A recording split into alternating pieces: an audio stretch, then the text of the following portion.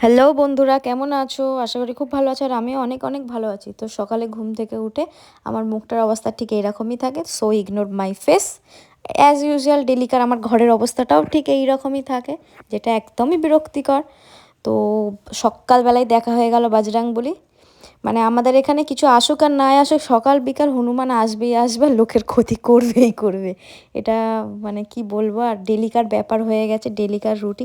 দেখো না কত এসছে ভর্তি, পুরো ভয়েস কভার দিচ্ছে। আমার ভাইপোগুলো আমাকে এত হাসাচ্ছে, ভালো করে ভয়েস কভারটা দিতেই দিচ্ছে না। তো আমাদের বাড়ির পিছন দিকটা ঠিক এরকমই থাকে, যেটা রাত্রেবেলা খুবই ভয়ঙ্কর লাগে। তো তারপরে আমি চান করে নিয়ে চুলটা রোদে শুকাচ্ছিলাম। তো দেখছিলাম চুলটার অবস্থা, যেটা তো কিছুদিন আগে কেটেই দিয়েছি, আর কি করা যাবে। তারপরে দেখি রান্না রেডি। তো আজকে ঘরে ছিল চিকেন, মাছের ঝাল, আর এটা ছিল বেগুন পোড়া, যেটা আমার খুব খুব খুবই ভালো লাগে।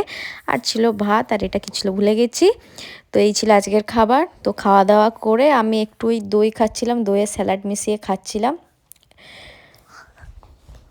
আগের দিন রাতে আমার বর এখানে ক্রিকেট খেলা ছিল আমাদের পাড়ায়, তো খেলে এইটা ও পেয়েছিল। ওদের টিমও হয়তো একটা পেয়েছিল, বাট ও একটা এটা পেয়েছিল। কিছু খেলে কিছু আনলে সেটা ভালোই লাগে। তারপরে আমি রেডি হচ্ছিলাম ঘুমানোর জন্য, খুবই ঠান্ডা, তাই ব্ল্যাঙ্কেটের তলায় ঢুকে গেছিলাম। আর আমার ঘুমটা ভাঙে ঠিক এইটাই, টিভির আওয়াজে। আর আমার ঘরের হালতটাও ঠিক এইরকমই হয়ে গেছে। আমার পোলাপানগুলো আমাকে জ্বালাতে চলে এসছে, আর ওদের এই কার্টুনের চক্করে আমার খুবই বোরিং লাগছিল। আর কি বলবো, শুয়ে শুয়ে টাইম পাস করছিলাম। তারপরে শোনো কি বলে। আমরা ডিমন স্লেয়ার দেখছি। ডিমন স্লেয়ার নয়, জুজুৎসু কাই। না, জুজুৎসু কাই দেখছি। আর এখানে আমার এই বেকার বাটনের সকলের দাদা। আর আর এখানে ছোট মাছ আছে। তো আমার সারা দিনটা এরকম ভাবেই কাটে। আজকের মতো এখানেই শেষ, টাটা, দেখা হচ্ছে নেক্সট মিনি ব্লগে।